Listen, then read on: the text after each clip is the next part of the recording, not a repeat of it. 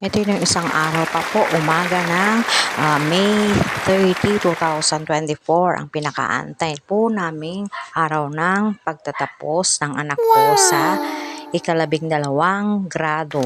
Tapos na po kami mag-almusal dyan at pagkatapos ay akin naman po pinalansya na, iniready ang kanyang uniform. Nasa loob ng 2 taon sa senior high school ay kanya pong ginamit na siya rin pong gagamitin nila sa araw ng kanilang graduation day. So laking pasalamat din po namin sa pamunuan ng kanilang paaralan dahil hindi na sila nag-require ng iba pong susuotin dahil nga uniform na lang ang kanilang gagamitin. So laking tipid naming mga magulang at hindi na namin kailangang bumili pa ng bagong dress. So yun nga, balik tayo sa aking pinaplantsa. Ayan, ingat na ingat ako dyan kasi nag-iisa lang yan. Baka mamaya ay masunog ko pa. Pinakaingat-ingatan namin yan sa loob ng 2 taon. Opo.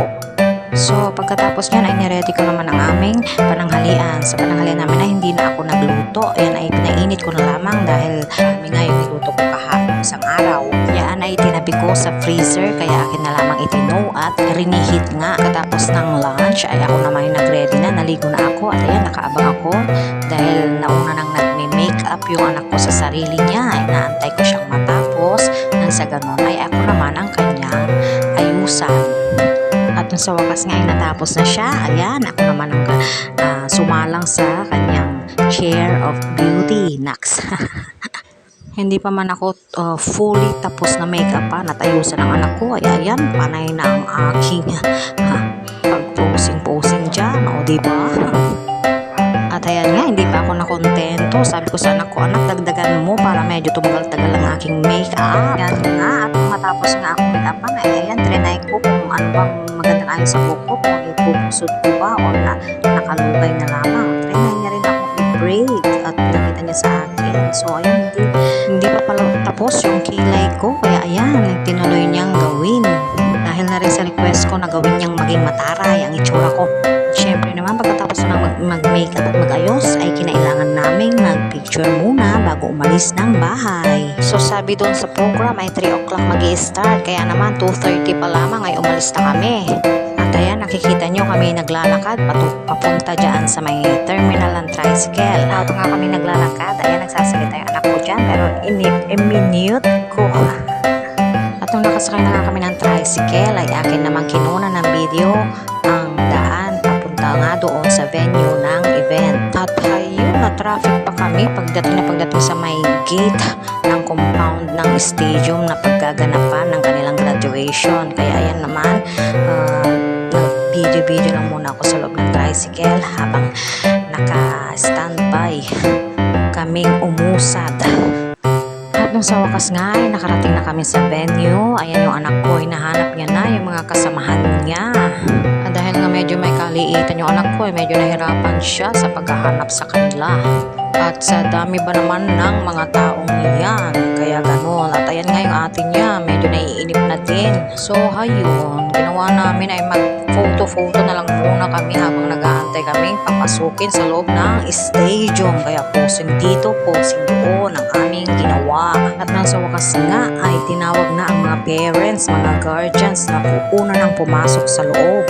Ay salamat, natapos din ang 1 oras namin pag-aantay sa labas. May mga bandang alas 4 na yata niyan bago pa kami makapasok kasi may nauna ngang gumamit pala ng stadium. Ayan, di pa man nag-uumpisa ng mga itsura namin, mga mukhang pagod. At nung sa wakas nga, pinapasok na sila. Ayan na yung anak ko, medyo konti na lamang yung kanyang minarcha kasi nasa bandang likuran sila halos. Samantala yung mga nasa unahan ay medyo mahaba-haba yung kanilang nilakad na red carpet. O diba? Pero ayos lang naman yan. Importante lahat sila ay nagmarcha mula sa labas papasok ng stadium. Ulat pa nga kami ng ate niya. Ba, yun yung anak kong gagraduate. May hawak na bulaklak. Wala naman yung kanina bago kami pumasok.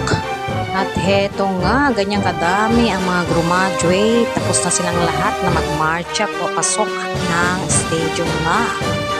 Ayan, nakikita nyo, ang dami ng graduate sa araw na yan. At pag Pagkatapos naman magmarcha ng mga estudyante ay ganoon din sumunod na rin pumasok ang kanilang mga teachers, mga invited guests, ganoon din ang kanilang speaker at ilang matataas na opisyalis ng aming bayan. At sa wakas nung tinawag na ang pangalan ng aking anak na umakyat sa stage para tanggapin naman ang kanyang diploma at ganoon din ang kanyang medalya bilang isang estudyanteng with honors.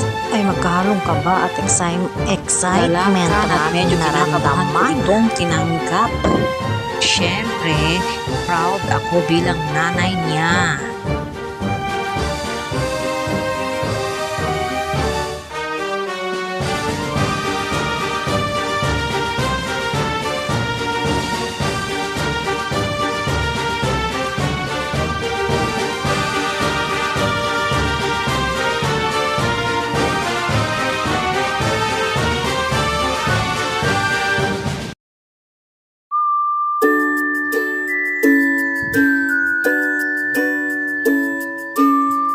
At sa bandang huli nga ng programa ay ayan, ipinapakita sa malaking monitor yung lahat ng mga events, mga pictures ng mga estudyante sa lahat ng mga activities na kanilang ginawa sa loob ng isang buong taon. So ayun nga, dyan na nagtatapos ang graduation rites na ginanap nung isang araw lamang. Ayun nga, eksaktong alas 10 na ng gabi natapos ang graduation. Una ko nang umuwi yung anak kong panganay para siya'y makapag-order ng aming kakainin kasi balak sana namin pumunta ng mall or mag-restaurant na lang sana kaso nga gabi na. So yun lamang po mga kaganapan sa graduation day ng anak ko. Maraming salamat po sa inyong lahat na nanood ng aking munting vlog. Thank you so much po.